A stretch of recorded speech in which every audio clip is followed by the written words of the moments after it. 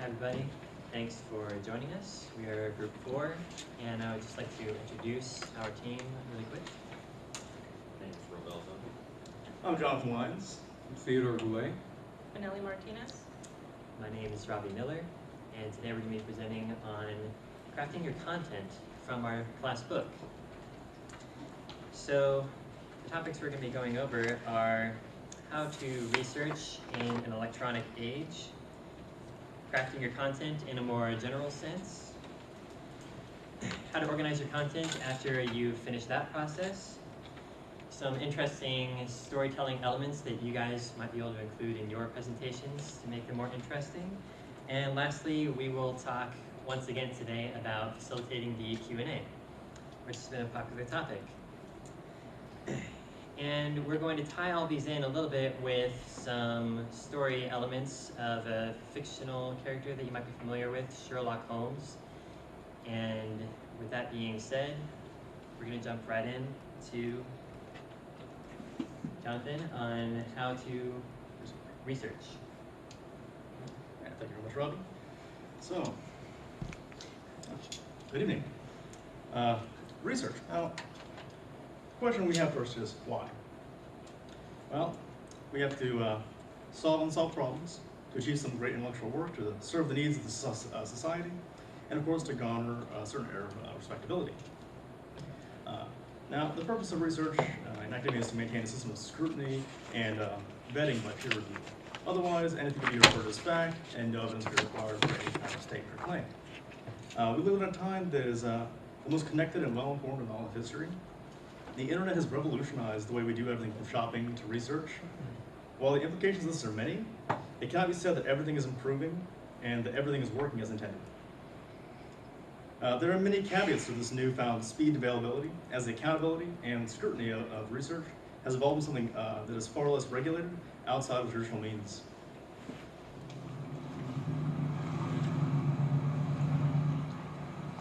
I'm not going to Did your computer fall asleep? No. Yes, it did. Okay. Well, I apologize. Technical issue there. But moving on, we're going to talk about some recommendations. That's going to be things of high confidence sources, such as your libraries, your e-libraries, and of course, we're going to have the master journals list.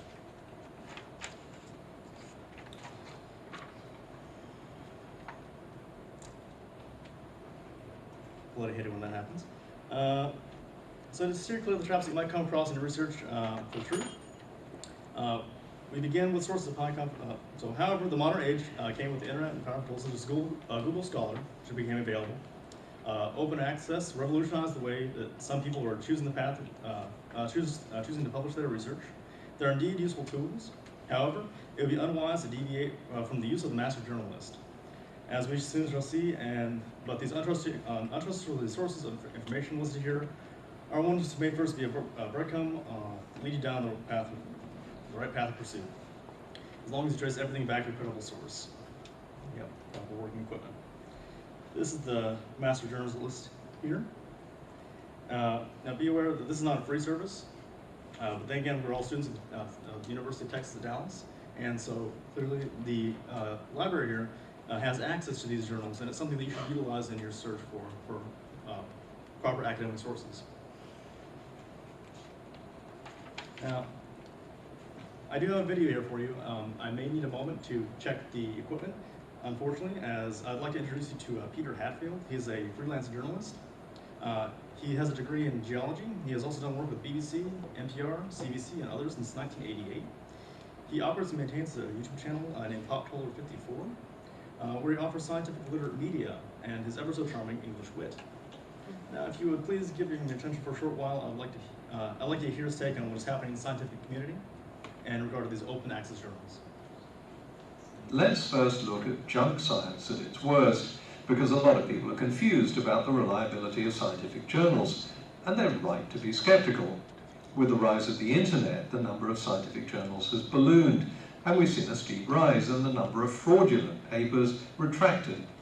Example, In 2013, Okorafu Kabanji of the Wasi Institute of Medicine submitted a paper to the Journal of Natural Pharmaceuticals.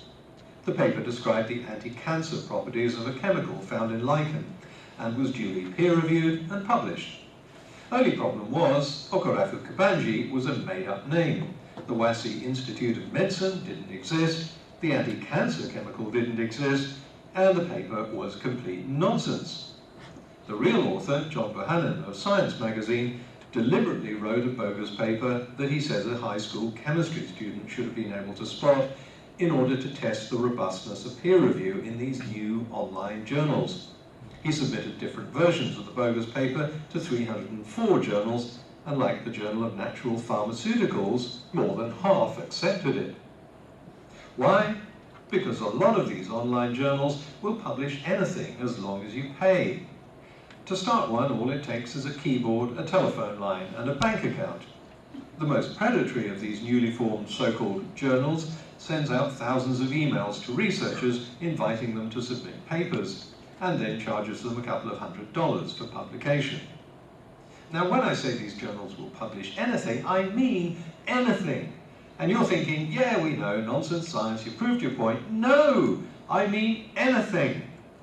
One researcher was so fed up getting spam emails from predatory journals that he wrote back begging them to take him off their mailing list.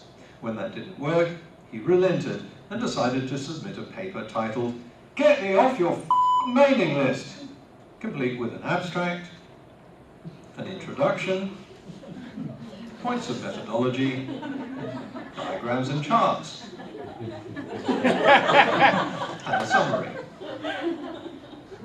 And you probably think the punchline of this story is that the paper was accepted. Well, yes it was, by the International Journal of Advanced Computer Technology. With minor changes, the editor told him, and you have to wonder what the minor changes were. Did Bohannon make a scientific error somewhere in the text by writing, "please"? So as you can see, we have lots of different issues going on in the scholastic, the academic community right now. And I'd like to make a question real fast. Just know how many of you guys are of this issue right now, and do you have any friends that may have encountered this that are in fields of research? That's telling. So, thus, we begin to see the challenges of the research in the modern era, as the once mighty subscription-based model journals is being challenged in the 21st century. Speed and availability is the humble beginnings of open source journals. The reason for these open access journals this was not the intent. It was meant to kind of bridge the gap between the difficulty of finding a publisher who will accept your research and the cost of getting that research published. But as the corporate structure does add significant cost to the subscription method, the open access has problems with accountability due to the ease of access of greedy profiteers and a few lazy scientists. As intellectual fraud and paid public journals lacking peer review create this dangerous wild west for academic papers. So, as intellectual fraud and paid published journals lacking peer review have created, I apologize, I just fucked up. As you saw in the video, lazy or downright misleading open access journals like the Journal of Natural Pharmaceuticals are all too willing to publish your research without even the most basic peer review or even a cursory glance. Hence, we have found that scientific conferences have become a shell game of good papers and junk science, as 3 students at MIT's CSAIL discovered in 2005 when they developed SciGen. It's a grammar-free scientific paper generator which duped countless journals, shedding a limelight on the peer review process of open access journals. As the World Conference on Systemics, Cybernetics, and Informatics, and a conference held annually since 1995, was discovered accepting the phony paper and inviting the 3 students to come present. Now, I'm sure that many students will look to Google Scholar when first delving into their research, and it is, by all means, a decent way to go about starting your search, so long as you always check your source in the master journals list. It even has a highly cited source. As even a highly cited source from Google Scholar would in fact be a dud. Could in fact be a dud.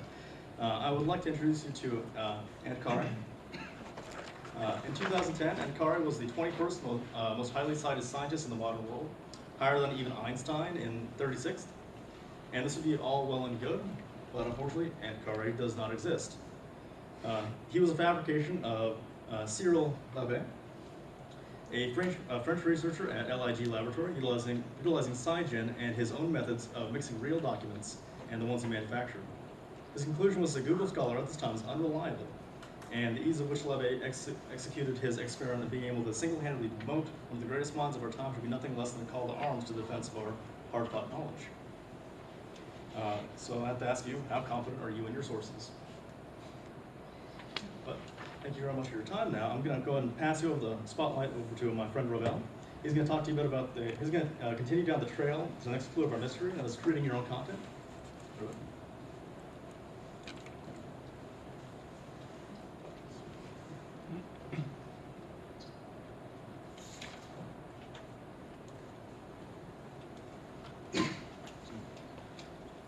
What does it take to become a good public speaker? In order for a college student to be ready to do a presentation, it's very important that he or she does research before making a final decision of what the topic is going to be about.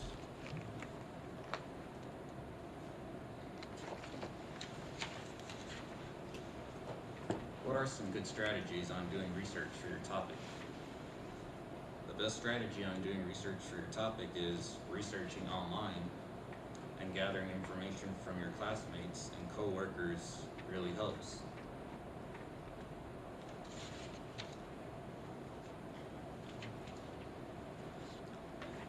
What do you do after you gather enough information for your topic?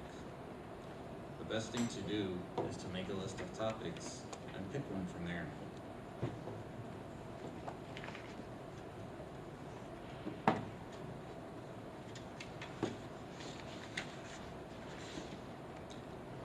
What are you supposed to do after you make a decision of what your topic is going to be about?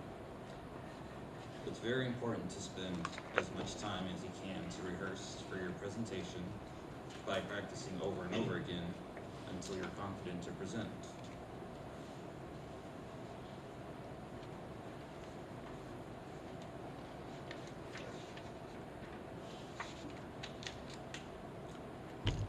Why are dress code policies very important?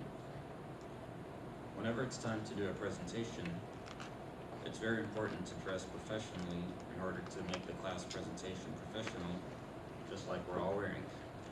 And I'll pass it on to Vanelli so she can present about ordering content. Thank you. Thank you. Okay, so now I'm going to speak to you about how you can order your content, more specifically, visually.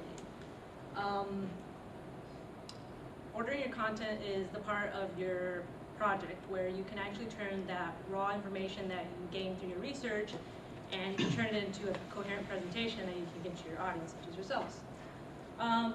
You can do either a linear or a visual approach. A visual approach is one that we suggest, reason being, we found through our research by author Marx Michaelis, about 50% of your brain is dedicated to visual functioning. So this is important because in the era of information overload, we often find ourselves not processing information. We filter out a lot of information. And we're always on the go. We're always on our smartphones, and an image really captures the essence of a presentation very well. Furthermore, it's easier for us to actually process information. The way that your brain actually processes information is you see the words and your brain actually decodes them and then it processes them. But with a picture or something that's visual, it processes it immediately. And then lastly, obviously novel information attracts the brain's attention.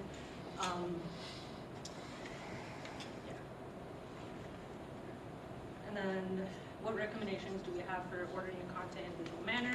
The first one that we have is a storyboard. Storyboard is really simple. The way that you're going to create that is you're going to have blank boxes, and then you're going to have images that are going to be based off the research that you have researched on, and you're going to organize them in a logical manner, a coherent manner, and lastly you will number them. Recommendations for creating a storyboard would include keeping it simple. You want to make your storyboard simple. You want to use few pictures.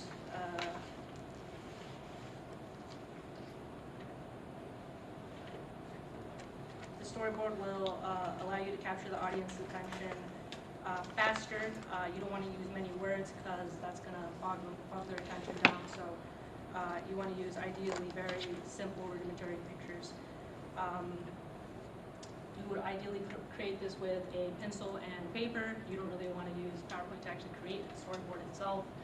And it's going to cater to visual learners as well. Okay, and then on this right side, we talk about using a time-based structure. The way a time-based structure basically works is you organize the timeline of events into periods, so past, present, and future. So for example, a quick example is previously we learned about chapter 3 and making your content memorable. Currently we're learning about crafting your content, and in the future we're going to learn about chapter 5 and designing the visuals. This time-based structure is going to allow you to really pinpoint your main point. It's going to allow your audience to be able to look back at your presentation and be able to see past, present, future. So this is a good way to organize it visually. Okay, so common challenges that we encounter when organizing your content is people often have a difficult time teasing out the most important details of the presentation. They will include minor details that distract from the actual point of the presentation. This goes hand in hand with the flow of the content.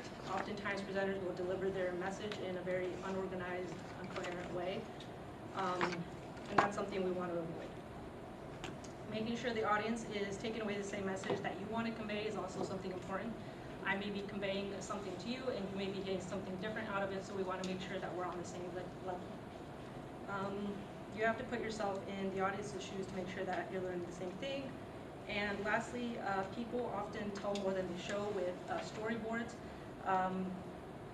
You want to be, with the storyboard, you're telling the story with images, not necessarily you're speaking.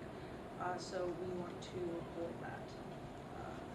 And now I'm going to pass it off to Theo, and he's going to talk to you about storytelling. So hi, what is storytelling? So storytelling is a tool that will allow you to catch your audience's attention through stories. It will increase their imagination, their creativity, and inspiration. So why should you create stories for your audience? It's a vivid form of teaching and learning. Stories have a general context, they give possibilities for very individual interpretation, and they stimulate emotion and reflection. So as you can see, there are different types of stories. The most common ones you'll find in a presentation are the Who Am I story, the I Know What You're Thinking story, and the story of an idea or of a result. So the Who Am I story will help you to build credibility. So when somebody shares the story of himself, you will legitimate him as a credible speaker, a shepherd, or as a guide. The master of this type of story is, of course, Oprah Winfrey. The I Know What You're Thinking story is a great tool to overcome the audience's secret objection. And like the Who Am I story, this type of story is great to build credibility. So the story of an idea or of a result is here to open minds. This type of story will help you motivate people to join you on a mission. They want to follow your vision of the future. So the best example for that would be Steve Jobs or Mark Zuckerberg. So here are some of the components that will make a good story. In good stories, you will often use the same components. It's important to use some of them to captivate your audience. So you can find an objective, a role model that you admire, a well-known source. So this will make the audience ask the question, what started all this? What guided you through the entire story? You'll also find challenging situation, drama, conflict. How did you overcome those challenges? What are the mistakes that you will not make again? There are also lesson learned, past successes, new possibility, a moral of the story. This will make you ask, how and where did you succeed? What's next? Why did all of this matter? So, according to David G.P. Phillips, you want to generate a specific hormones cocktail when you tell a story. He calls it the angel's cocktail. It's composed of dopamine, oxytocin, and endorphin. So what does dopamine do? It will generate motivation, it will increase your focus and your ability to remember more. So how do you create dopamine? You have to create suspense. You have to create a cliffhanger. You want that the people who listen to you want to know more about the following of the story. There's also oxytocin. Oxytocin is the most powerful hormone in the angel's cocktail. It will generate generosity, trust. It will make you relax and increase your ability to remember more. So to create oxytocin, you have to create empathy.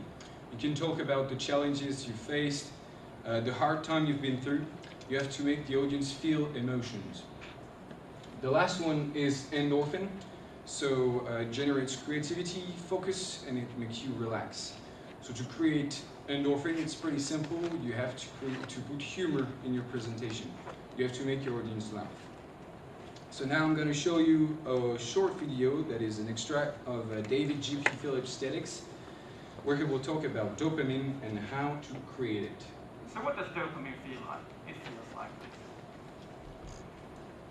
About 6 years ago, I received a phone call from a woman who represented one of the biggest training companies in Scandinavia, and she said, "Hey David, we've got a lot of trainers in presentation skills and in rhetorics, and we would like to increase the level of all of these. And we think you are a perfect fit.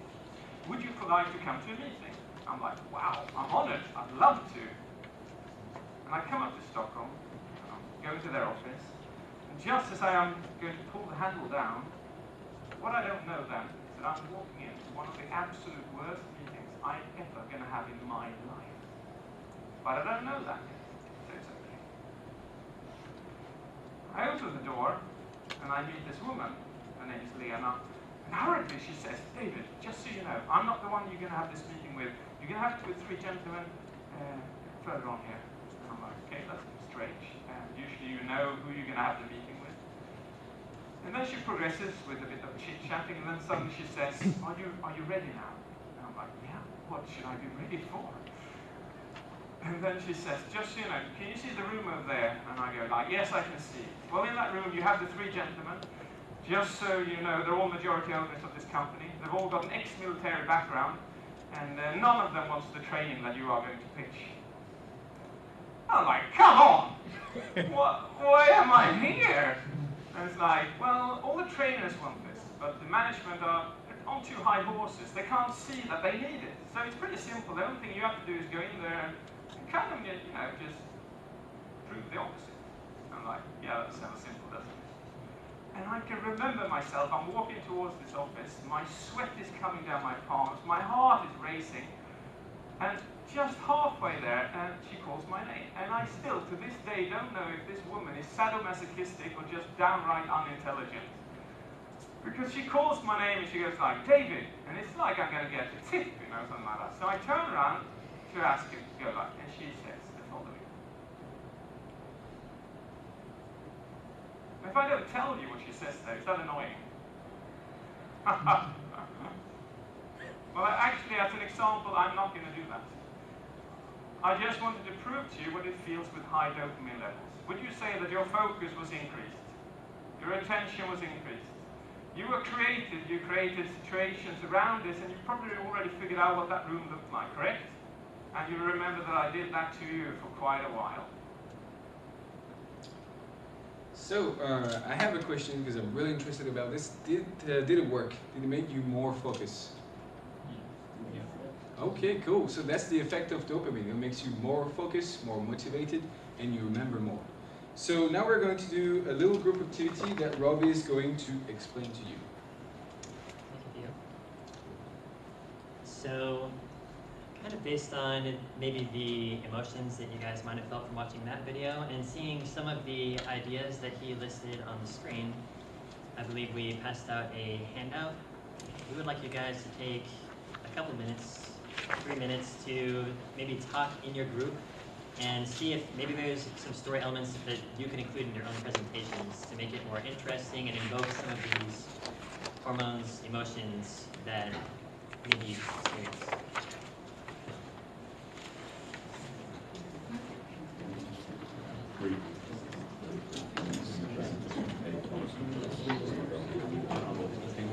I think everybody should have one paper per group.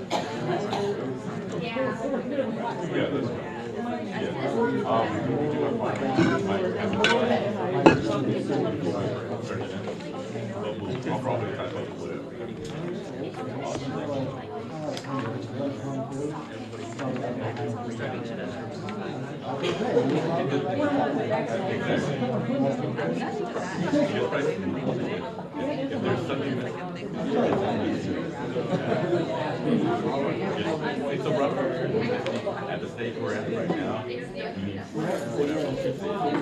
it'll be too late by the time. Okay. It works.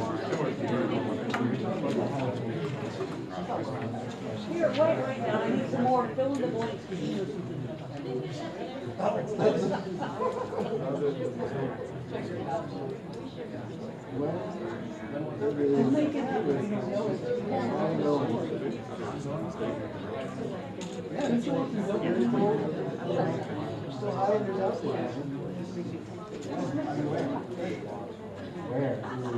Okay guys, it has been 3 minutes. Hopefully you guys had some time to discuss maybe some personal stories you can include in your presentation.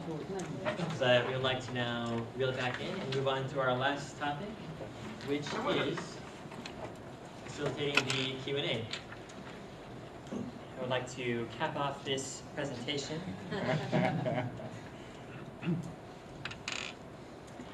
So, as you know, Sherlock does often have to answer a lot of questions from reporters and whatnot, so there you go. Why is Q&A important?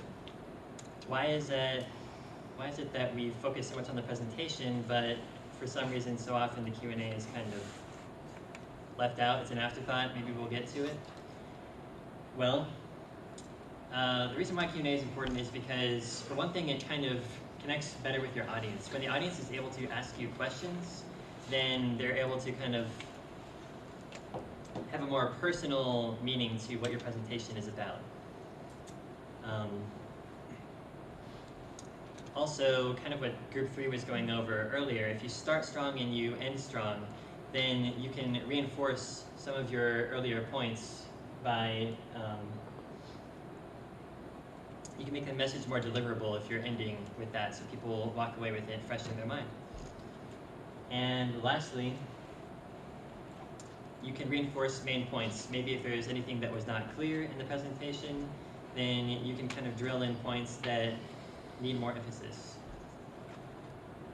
So some of our recommendations for facilitating a Q&A we've already heard some recommendations from the professor tonight, but I would kind of like to break it down into two parts, which is one, actively listening, and two, responding effectively. There are tools that you can use to do both of these. So if you're taking a question, basics of active listening, you should give good eye contact. And you should basically act interested in what they're saying with your body posture. You can encourage more participation if you're not really getting any questions, or if somebody seems nervous to ask their question, you can encourage them with what's called minimal encouragers, which is nonverbal cues like nodding or kind of edging them on. And lastly, another important part of active listening is clarifying what was just asked, just so that you understand and the audience, the person who asked, knows that you understand and you're on the same page. Once you've received the question, you should respond effectively. A few ways that the book talks about responding effectively are staying on message with a tactic called bridging. So if somebody's asking a question and it's kind of going off course, you can take what they said and you can say, you know, that's a really great thing that you're asking, and we're really going to lead into this on the next slide, or with this answer. You know, you can kind of take them from what they're saying and tie it into the presentation, what the point is that you were trying to make. You can also use flagging to highlight an important point. So if somebody's not really sure what the main point is that they should take away, maybe you say, if there's one thing you should take away, and just drill in one simple message. And that'll be easier to remember and have a better effect.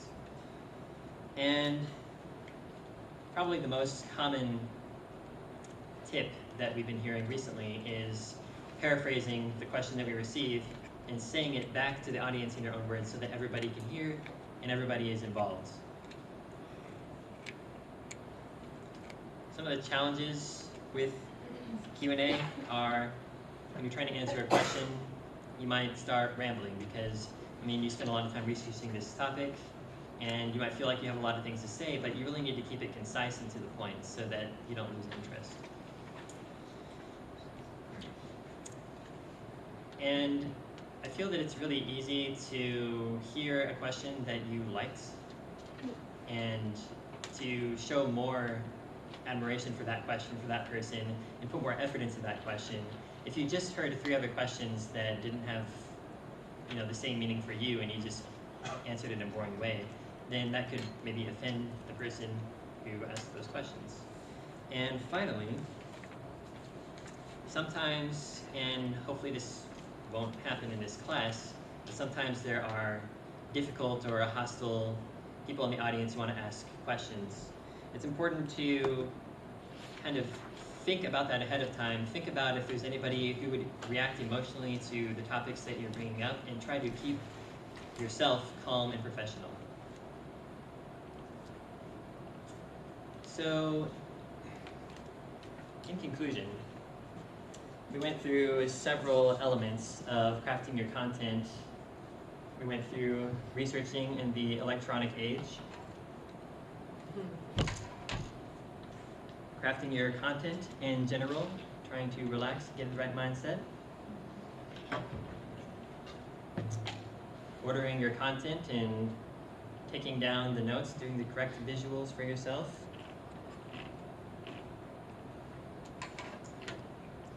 Sherlock likes drugs, and dopamine is definitely just filling in emotion-evoking stories to kind of get people's chemicals stirring in a different way. And I capped off our presentation with facilitating the Q&A. Does anybody have any questions? What is flagging? Flagging? Yes, I saw it on one of the slides. So flagging, probably the best example, the most important thing that you should take away about flagging is to just drill in the main point that you want, which is if you feel that flagging is a really good tool for you to use, that's what you should take away. For example, just take maybe a general question